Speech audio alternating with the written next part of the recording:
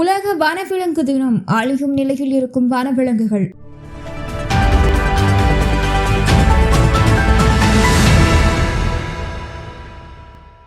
உலகில் உள்ள அனைத்து ஜீவராசிகளுக்கும் இந்த உலகின் மீது உரிமை உண்டு. இங்குள்ள வளங்கள் அனைவருக்குமானது. இதை புரிந்து கொண்டு வாழ்ந்தால் அது அனைவருக்கும் நன்மை பயக்கும். எனினும் நிஜத்தில் அப்படி நடப்பதல்ல. மனித ஜாதி சற்று மதிமயங்கிதான் போயுள்ளது. உலகம் தனக்கானது என்ற கர்வத்துடன் மனிதர்கள் வாழ்ந்து வருவதன் விளைவு காடுகள், விலங்குகள் என அனைத்தும் பெரும் அளவில் அழிந்து கொண்டிருக்கின்றன. இதை நிறுத்த நாம் என்ன செய்ய போகிறோம் என்பது ஒரு மிகப்பெரிய கேள்வியாக முளைத்துள்ளது. உணவு மற்றும் சுற்றுச்சூழல் சமநிலைக்கு காடுகள் மற்றும் அங்கு வாழும் உயிரினங்களின் பங்கு அளப்பரியது. அவற்றின் நிலை இன்று என்னவாக உள்ளது? மின்மினி பூச்சி தொடங்கி காண்டா மிருகம் வரை அனைத்தின் நிலையும் கவலைக்கிடமாகவே இருக்கிறது. கடந்த 1970 ஆண்டுக்கு பிறகு காட்டு உயிரினங்களின் எண்ணிக்கை 60 விழுக்காடு அளவுக்கு குறைந்துள்ளதாக ஆய்வுகள் தெரிவிக்கின்றன. இதற்கு என்ன காரணம்? இவற்றின் அழிவில் மனிதகுலம் சந்திக்க இருக்கும் பேரிழப்பு என்ன என்பதை எல்லாம் சிந்தித்து பார்க்க நேரம் இல்லாத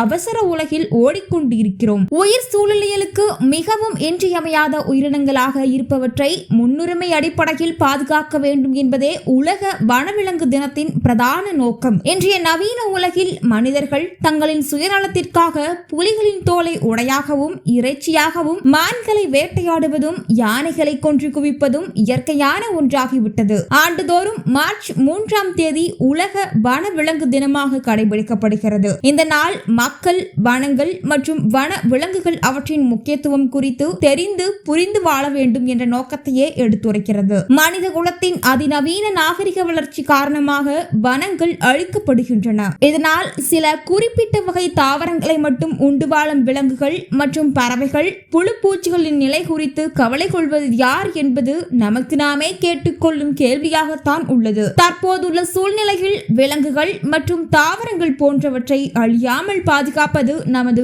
ஒவ்வொருவரின் கடமையாகும்.